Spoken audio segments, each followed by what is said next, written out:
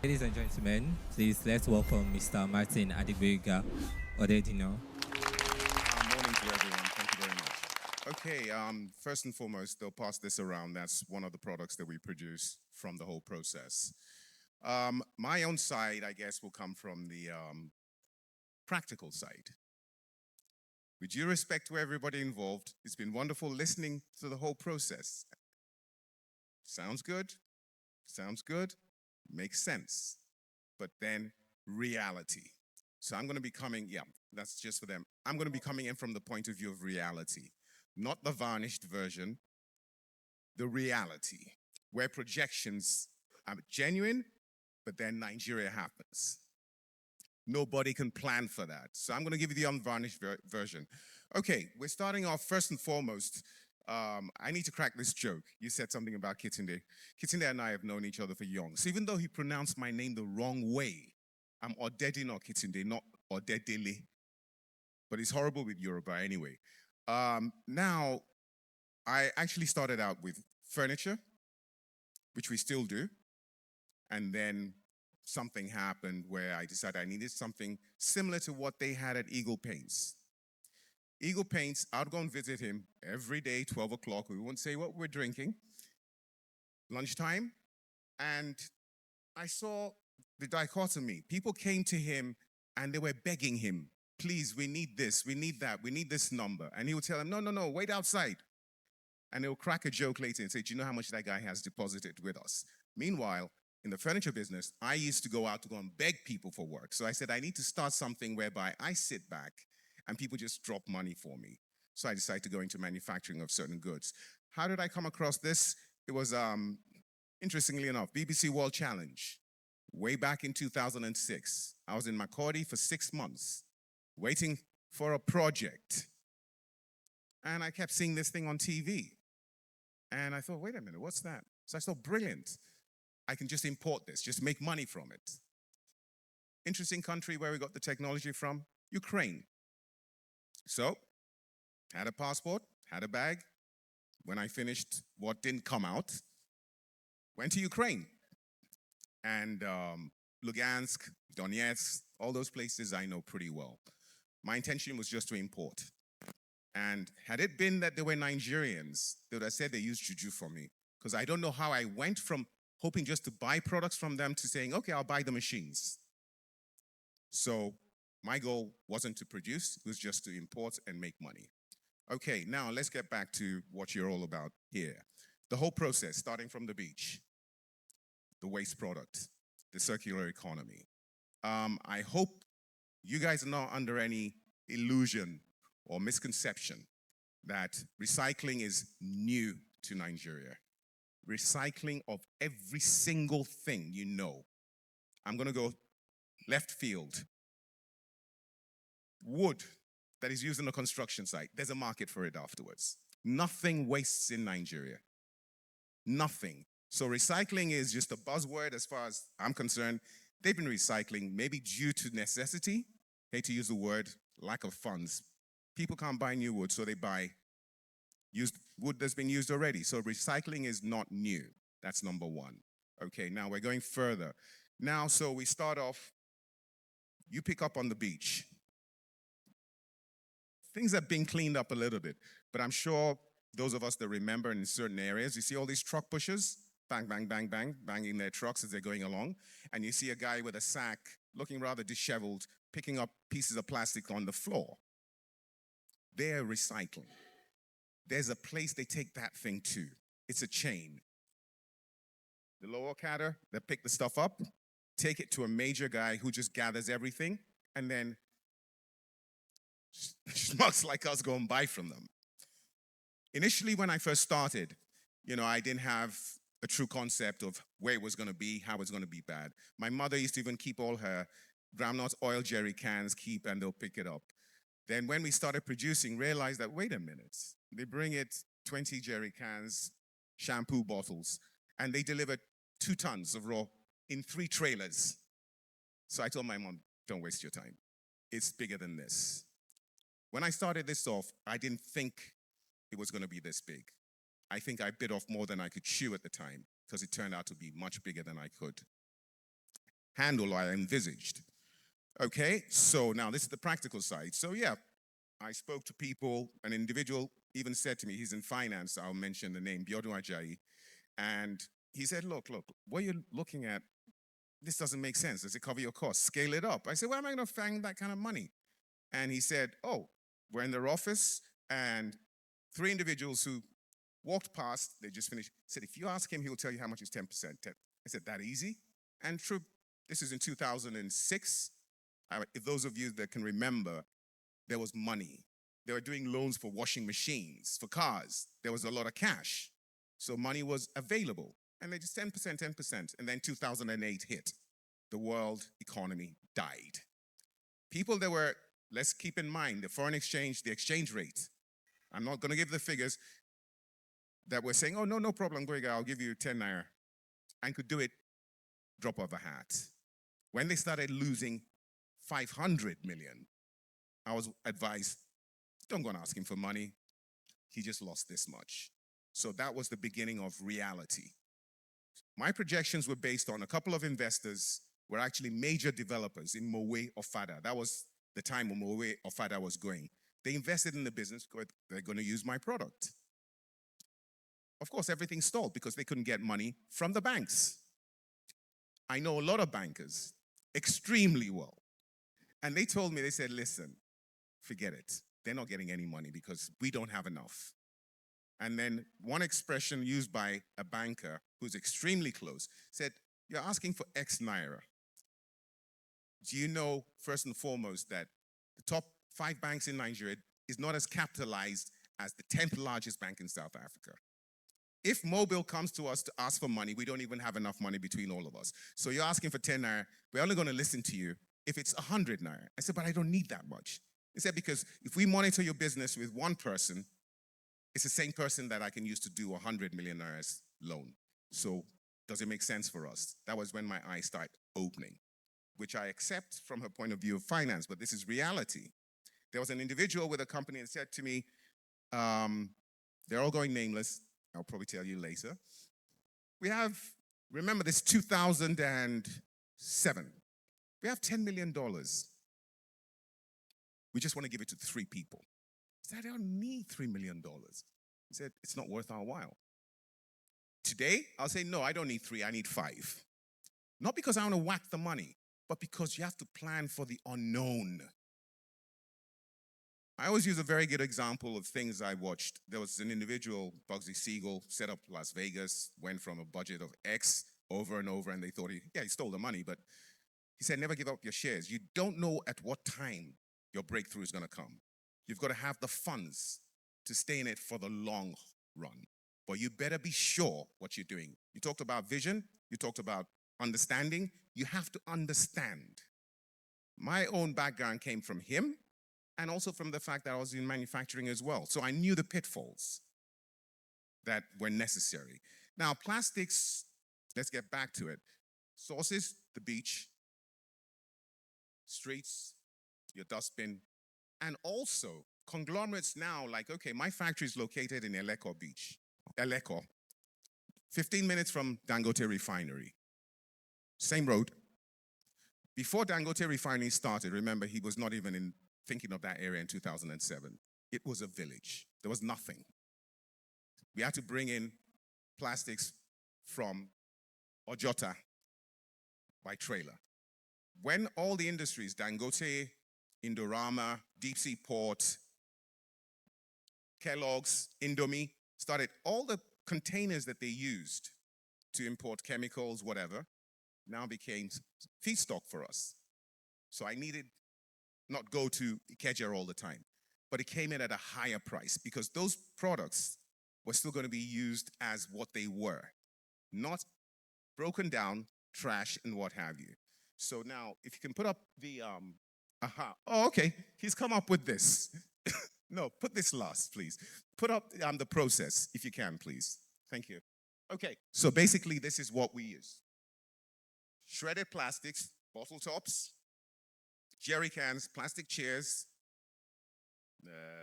anything plastic. Car parts, but you have to have them. I won't go into technical details as to whether it's HD or LD or nylon or PET. but everything is useful. Two parts of that bottle. The top plastic, we call it injection. It's hard. The bottom part, PET, used for different purposes, so nothing wastes. So we get these products, we put them in huge grinders, huge machines that shred it.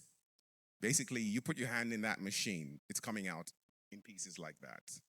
Okay? So we get this as the product we start off with. Then the next one, please. Okay. Put it through machines that heat up the plastic, melt it basically, and we mix it together with sand, of course in certain proportions, and we put in a coloring, and it comes out like this. So basically those tiles we sent around, this is how it comes out. It comes out at 280 degrees centigrade, extremely hot. Then we put under press that forms it, be it paving stones, be it floor tiles, be it roofing tiles.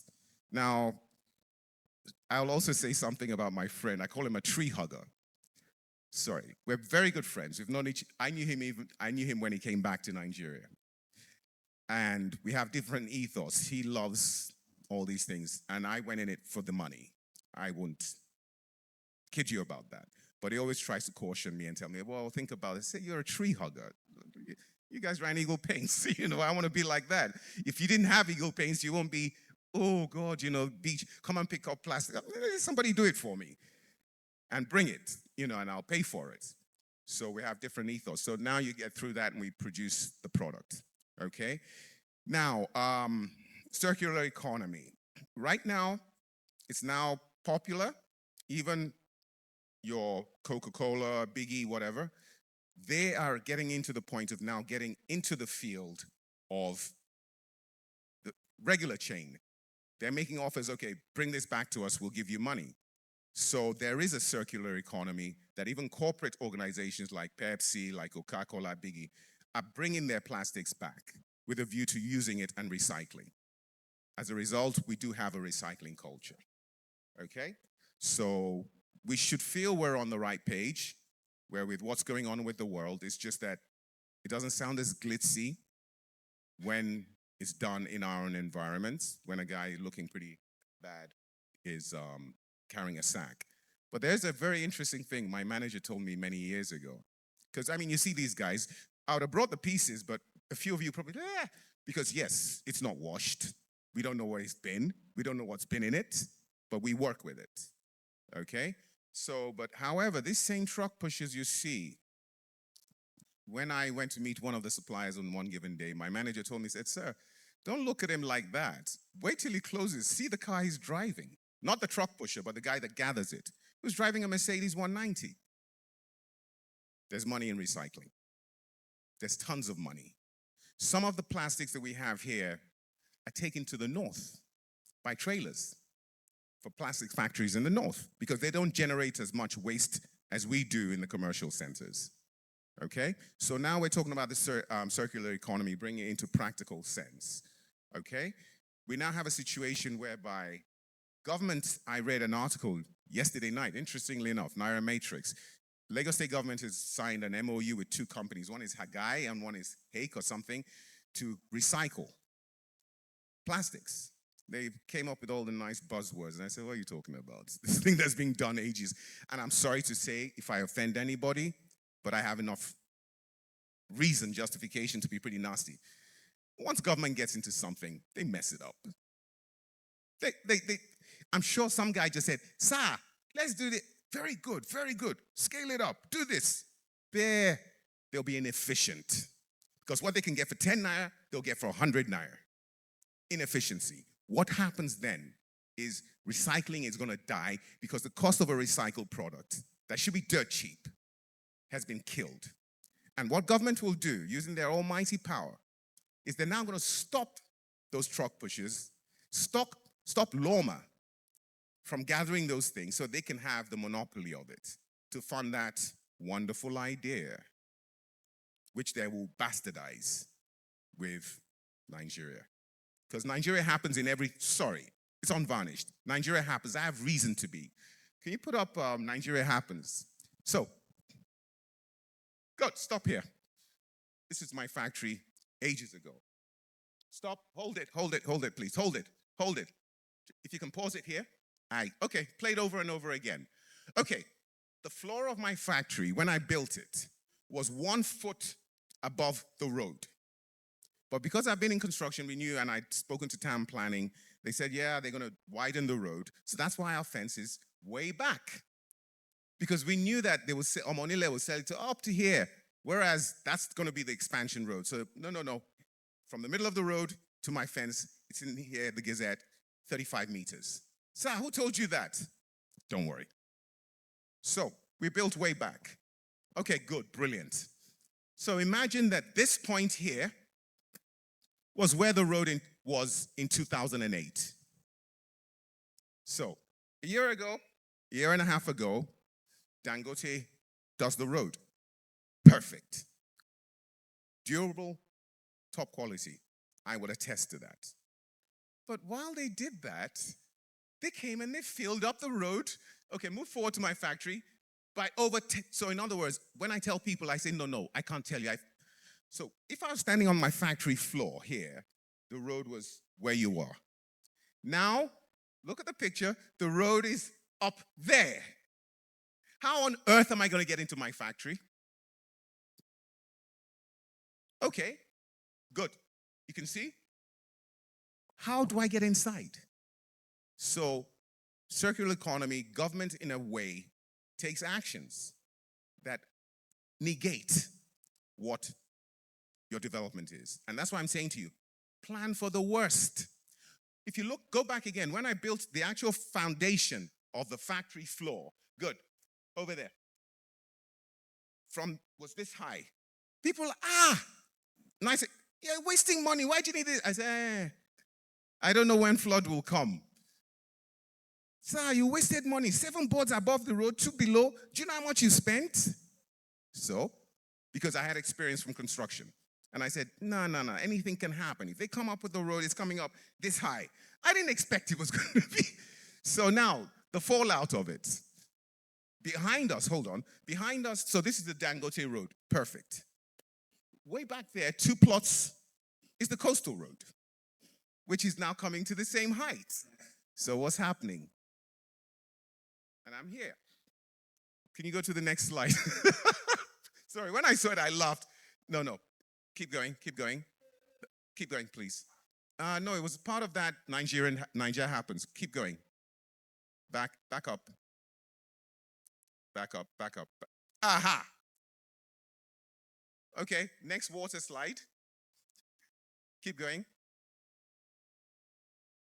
As of yesterday, the water was up to here because there's nowhere for the water to drain to. Fortunate saving grace is that my factory floor is still way above. How do you plan for that?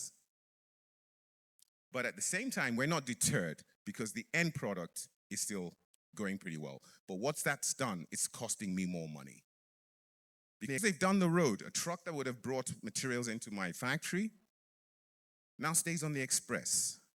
We have to tip it over by hand and then use that's extra labor. And that's apart from the days where rightfully enough, the police will come and say, what's that truck doing there? It can't stay, rightfully enough, but dude, how do you want us to get in? No, it can't be here. How do we carry those tiles, 5,000 of them, to the express? So we're making progress, but yet we're being drawn back. I am all for the road. It's perfect. So I told an uncle of mine, and that's why I heard the expression for the first time. Don't worry, Gboyega, Nigeria has happened to you. So, okay, that's what that means. Now, the last part is we're talking about the economy, circular economy, environment. Okay, when I purchased the land in 2006, 2007, because I've been in manufacturing and we know what we used to do for light, you go and check with the local substation. I give credit to people in EKDC or NEPA. They're not as useless or as sinister as you think they are. They are records for everything. When they cut your light, there's somebody that writes it down. You might just think some guy says, switch it. No, it goes off, he writes it. So you can check their log. In Akodo, they had light sometimes 3 weeks, did not take off light once. That was in 2007, 2008. We haven't had light from EKDC for 9 years. Not that they bring it back or flash it. When they were doing the road, they didn't even bother because they said, take the poles down. There's no light. So we're constantly on generators. So I'm cleaning up an environment, and I'm what? Spewing out fumes. It's contradiction. So you tell me, oh, but solar. I have machines, 60 horsepower. For those, 200 kVA, when it starts, 200 kVA probably powers this whole place. When it starts, you'll just hear it go, boom, boom, boom, boom, boom. Solar can't carry it. So that's the reality, but we're not deterred because we keep pushing. However, because of the power, something that I can sell, and I should be able to sell, and still make our markup of 30%, 35%. Of 10,000, we have to sell at 15 because I'm on diesel. So sometimes I'll end with this. An individual told me, because they've known me, when I said I was setting this factory up, he said, Gboyega, you're in manufacturing and you want to set up another factory. You're either very stupid or very brave. He's in insurance. I studied insurance as well. I saw him maybe about 3 years later. Of course, he didn't remember. I said, Toye, remember you told me that I said, let me rephrase it for you. I was stupidly brave. You have to be crazy, but you have to be dogged. When now you tell your story, you can come out either as a very nice, polite person or a very hostile beep, beep, beep, beep, beep, because you say, where the hell were you when I was doing this? Get out. They'll say, oh, he's arrogant. They don't know the price you've paid. And we're getting there now. And the best part about all this is not the money anymore. We're not hitting it big yet. Is when a client sends you a note or WhatsApp and says, thank God for aligning, this is a real one. Thank God for aligning with you. Your commitment to excellence is something I've never seen. It makes it worthwhile. I'd like the money, but that one is worth more than the money. So for those of you that want to get into this, prepare yourself. But it doesn't mean don't do it. Key thing, expect the worst. And from ladies like that, like you, sorry, when they tell you they want to give, when they tell you they want to give you, oh, because you don't want to chop their money, you think you need 5 naira. No, make it 10 naira. Make sure that if you need the money for 1 year, tell them to give you a moratorium of 3 years because you don't know what will happen. And sadly enough, if you, two things, sorry. If you do go to the banks, you're dead. Well, how much are you making there? You're going to be paying 28%. What are you doing? You're not making diamonds. 28%? Yeah, so we take short-term loans for 2 months, 3 months, 1 month. But don't try and take money from banks. One of my investors is a bank, and he said, don't take money from the bank. If not, you'll be working for us. That's the key thing. There are many stories of that nature that is reality. But at the end of the day, you see, companies that have made it, don't just look at them and say, just go and say, what's your story? And he'll tell you, or she will tell you. On that note, thank you very much. I hope I haven't scared anyone, but that's it. Thank you. Oh, okay. Thank you, Mr. Gboyega Odedina, for that very, very enlightening speech. This summer, working with Mr. Odedina, in July, we normally have our Plastic-Free July Lagos initiative. This year, we removed 40 tons of plastic, diverted it from the general waste stream into the circular economy and to be used as a resource. And this also saw us collaborate with K-Tech, Mr. Gboyega Odedina's company, and to bring out a range of floor tiles, which will be available in production, I guess, before the end of this year.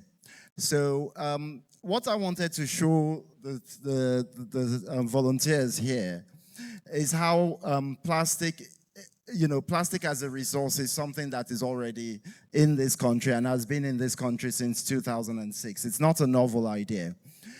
What we do need is to be able to scale this, to see plastic as, because there are 20 million Nigerians in Lagos producing about, I think it's something like 19 million tons of plastic every month.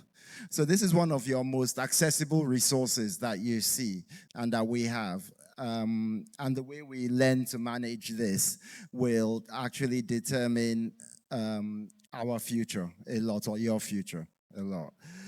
Thank you.